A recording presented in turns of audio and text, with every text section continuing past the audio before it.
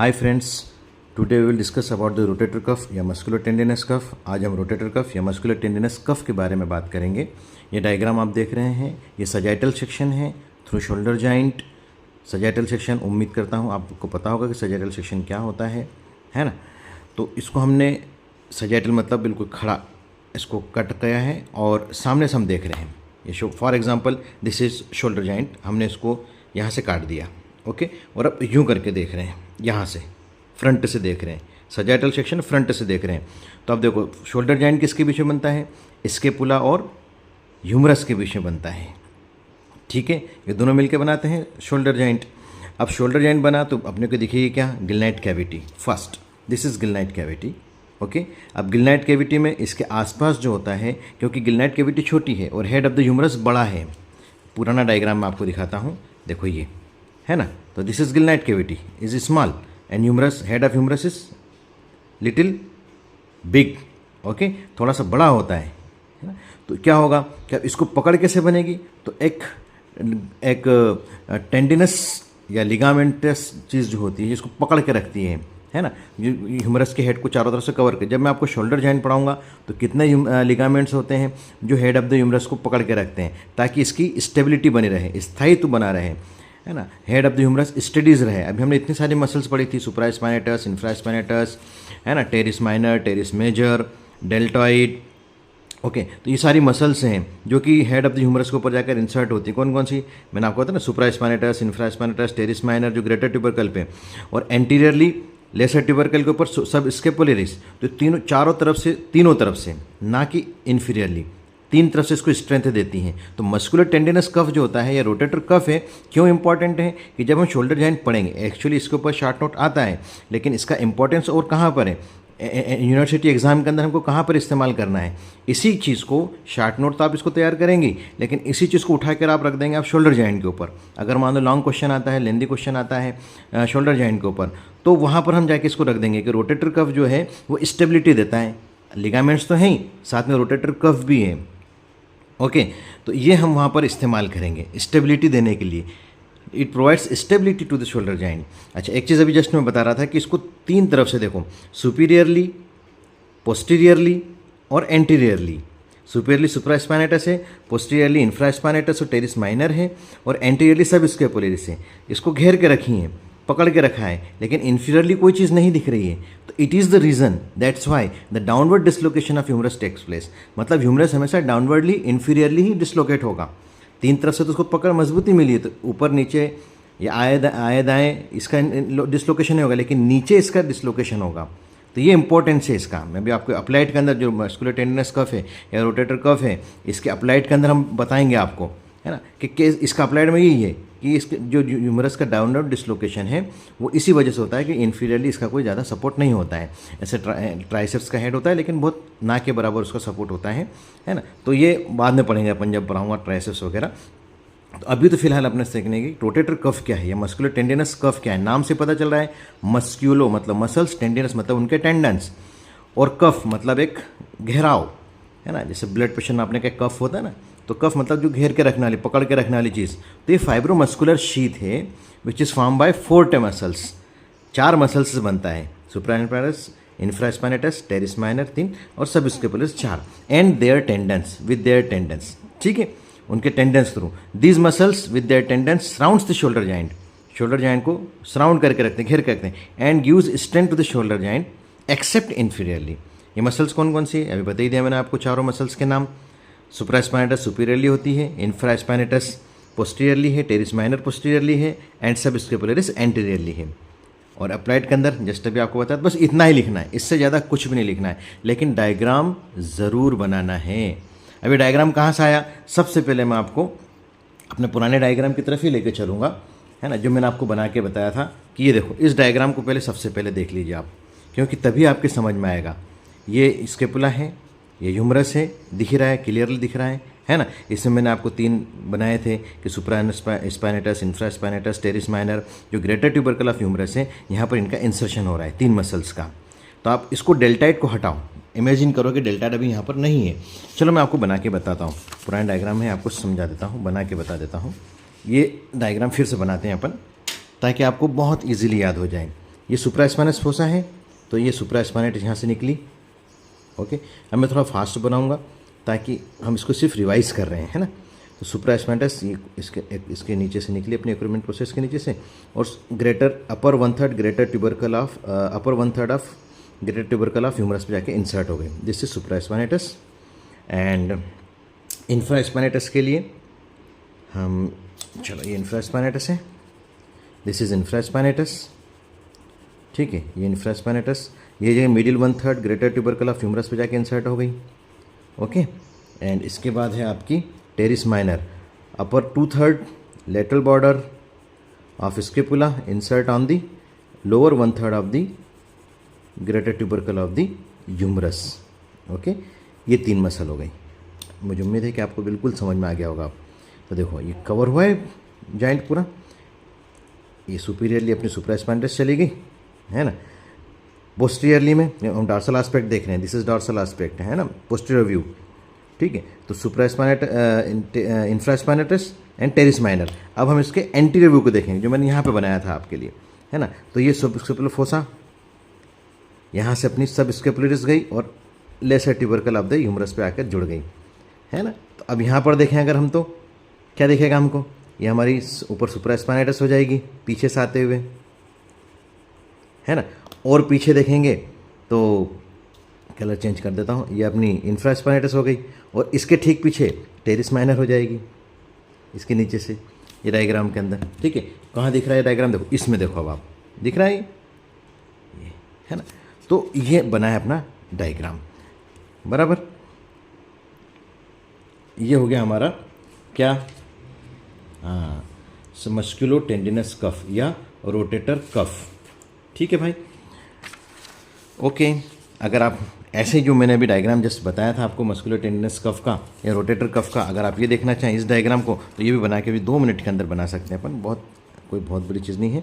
ये अपन cut section लेंगे, सजेटल section देख रहे हैं, तो गिलनाइट कैविटी हमको यूँ दिखाई देगी, दिस इज गिलनाइट कैविटी, है ना। हम सामने से देख रहे हैं, सजेटल सेक्शन लेने के बाद सामने से देख रहे हैं, ठीक है।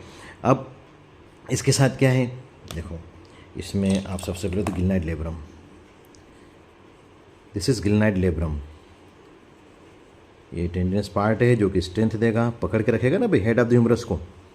अभी इतने बना रहा हूँ, ये तो बड़ा, जब मैं शोल्डर जॉइंट पढ़ाऊंगा तब आपको अच्छे से समझाऊंगा इसको वहाँ पर भी। तो this is glenoid cavity, this is green colour से गिलनाइट लेब्रम, इसके चारों तरफ एक कैप्सूल बनेगा। हमेशा याद रखो, जब भी कोई जॉइंट बनता है तो कैप्सूल उसको स्ट्रेंथ प्रोवाइड करता है, प्लस कैप्सूल के अंदर आपको साइनोवियल फ्लूइड होगा जो कि फ्रिक्शन से बचाएगा। तो this is capsule of the shoulder joint. Capsule तो ये तो इतने बड़े पार्ट को पकड़ के रखेगा ना, head of the humerus more larger than the glenoid cavity, उसको पकड़ के रखेगा। और इसके अंदर अगर आप बोले तो ये येलो कलर में फ्लूइड बना देता है, ये साइनोवियल फ्लूइड है जो कि लुब्रिकेशन का काम करेगा, है ना। इसको हाँ फ्रिक्शन नहीं होने देगा, रगड़ नहीं खाने देगा जॉइंट को, और स्मूथ मूवमेंट्स करवाएगा। This is synovial fluid. अब हमारी मसल्स अगर हम सजेटल सेक्शन में देखें तो सुपीरियरली क्या बता रहा था मैंने आपको, दिस इज सुप्रास्पाइनेटस, ये कट सेक्शनों को सुप्रास्पाइनेटस यूँ दिखाई देगी, this is supraspinatus, okay, this is supraspinatus, ये सुपीरियरली है।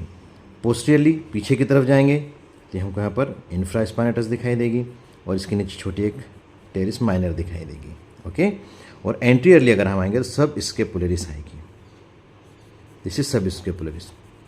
ये डायग्राम आपको मैं फिर बता रहा हूँ कि शोल्डर जॉइंट में फिर रिवाइज करेंगे हम लोग, और एक चीज़ में ऐड करेंगे। अगर आपको याद है मैंने डेल्टाइड भी पढ़ी थी आपको, है ना, तो डेल्टाइड का डायग्राम आपको याद है ना, ये देखो ये तो चारों तरफ से कवर कर रहा है। तो हम जब इसके अंदर अभी जस्ट मैं पढ़ाऊंगा आपको कोरे को एक्रोमियल आर्च या सब एक्रोमियल बर्सा भी पढ़ाऊंगा, तो ये सारे क्वेश्चंस एक ही डायग्राम में अपने क्लियर होंगे, है ना। सब एक्रोमियल बर्सा या कोरे को एक्रोमियल आर्च अगर आता है एग्जाम के अंदर, तो इसी डायग्राम को हम आगे इसको हाँ मॉडिफाई करेंगे मतलब इसके अंदर ऐड करेंगे। क्या चीज़ ऐड कर सकते हैं, चलो अभी तो अपन मस्कुलर टेंडिनस कफ के बारे में बात करें। तो मस्कुलर टेंडिनस कफ में आपको ये डायग्राम बनाना है, ठीक है। ये डायग्राम बन गया, ये डायग्राम है। तो इसमें नॉमिनेशन कैसे करें, नॉमेनक्लेचर कि भाई सुप्रास्पाइनेटस है, ये इंफ्रास्पाइनेटस यहाँ पर है, ये टेरिस माइनर है, गिलनाइट कैविटी है, गिलनाइट लेब्रम है ना, गिलनाइट के। उसके बाद ये सब स्केपुलरिस है, ये रोटेटर कफ। इसके बारे में लिखना है तो अपनी इतना, बस इतना, इससे ज़्यादा लिखने की ज़रूरत नहीं है, इट इज़ सफिशिएंट। ओके, अब हम बात करेंगे हमारे सब एक्रोमियल बर्सा की। इसी के अंदर एक चैप्टर तो अपने हो गया, अब हम क्योंकि इससे संबंधित ही है, वो रिलेटेड है, तो अब हम बात करेंगे सब एक्रोमियल बर्सा। अब सब एक्रोमियल नाम से पता चल रहा है, तो एक्रोमियल प्रोसेस है स्केपुला का। Okay, acromial process of the scapula, इसके नीचे मिलने वाला bursa, large bursa of the body है ना। सबसे बड़ा जो बर्सा है वो इलियोसोआस बर्सा है, लोअर बैक पढ़ाऊंगा उसके अंदर आपको बताऊंगा। Iliopsoas bursa largest bursa of the body है। Subacromial bursa is again large bursa of the body है, and it is below situated below the कोरेको acromial arch. नाम से पता चला है, कोरेको मतलब कोरेकोइड प्रोसेस, एक्रोमियल मतलब एक्रोमियल प्रोसेस, और इन दोनों को जोड़ के रखने वाला एक लिगामेंट होता है, उसको बोलते हैं कोरेको एक्रोमियल लिगामेंट, और ये तीनों चीज़ें मिलकर बनाती हैं कोरेको acromial arch. I think you understand it. देखो मैं आपको बताता हूँ, इसी डायग्राम को मैं आगे बनाता हूँ ताकि आपको ईजिली इसी में समझ में आए। फॉर एग्जाम्पल ये देखो, ये अपना coracoid process, sorry acromial process, this is acromial. एक रफ बनाता हूँ आपके लिए मैं, ये एक्रोमियल प्रोसेस सजेटल सेक्शन में देखना पानी तो हमको यूँ दिखाई देगा, और यहाँ पर अपना कोरेकोइड प्रोसेस, ये दोनों स्केपुला के हैं, है ना। ये coracoid process, this is acromial process. अब इनको जो जोड़ के रख रहा है लिगामेंट, तो यहाँ से यहाँ तक जो चलने वाला लिगामेंट है, इसको बोलते हैं कोरेको एक्रोमियल लिगामेंट, ग्रीन कलर से। ये हो गया कोरेको एक्रोमियल लिगामेंट, है ना। और ये तीन चीज़ें कौन कौन सी, acromial process, coracoacromial ligament and coracoid process, ये तीनों मिलकर बनाते हैं कोरेको एक्रोमियल आर्च। ये तीनों मिलकर बनाते हैं कोरेको एक्रोमियल आर्च। ये एक्रोमियल प्रोसेस है, दिस इज कोरेकोइड प्रोसेस। देखो जब तक आपके सामने बनेगा नहीं आपको मज़ा नहीं आएगा। यह है कोरेको एक्रोमियल लिगामेंट, ठीक है। ये तीनों चीज़ें मिलकर बनी कोरेको एक्रोमियल आर्च।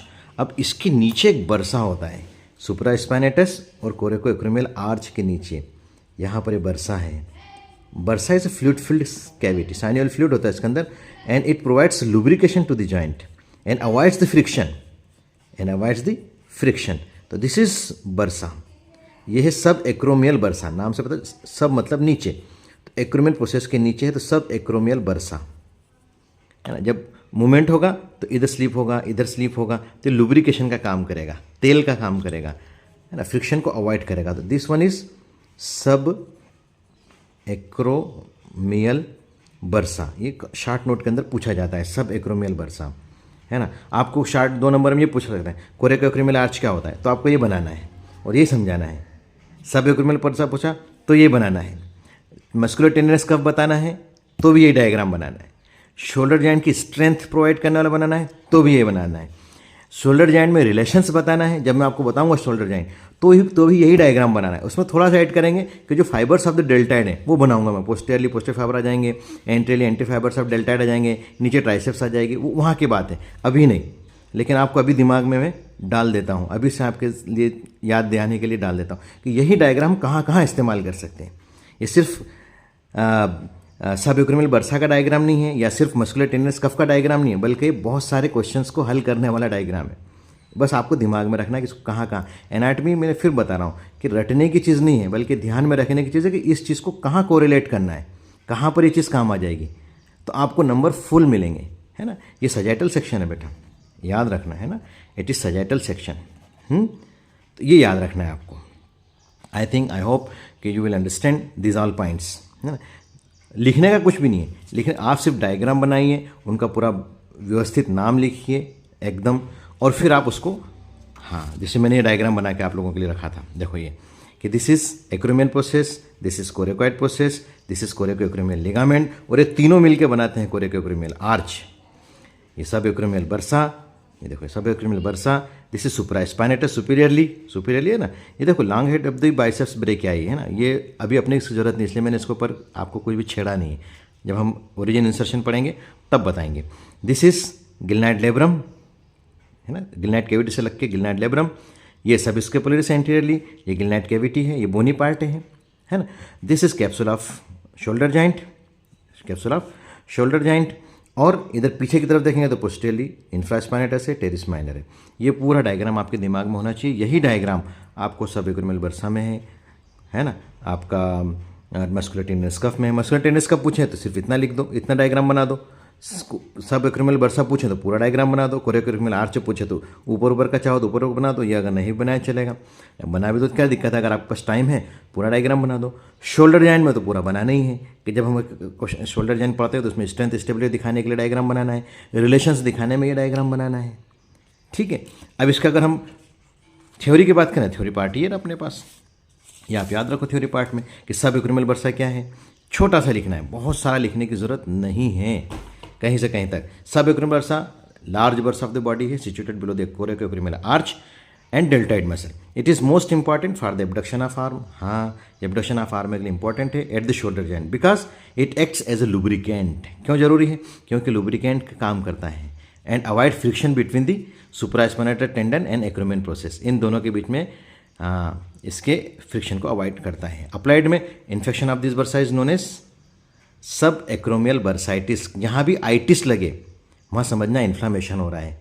हाँ, जहाँ भी जैसे अपेंडिक्स, अपेंडिसाइटिस, ओके, कंजक्टिवाइटिस, यहाँ बर्साइटिस, बर्सा है, आइटिस लग गया, बर्साइटिस। ओके, तो अप्लाइड के अंदर infection of this bursa is known as subacromial bursitis. Test कैसे करेंगे भाई? इसमें प्रॉब्लम आ रही है, पेशेंट तो आपके पास पेन लेके आएगा ना कि साहब कंधे पे दर्द हो रहा है।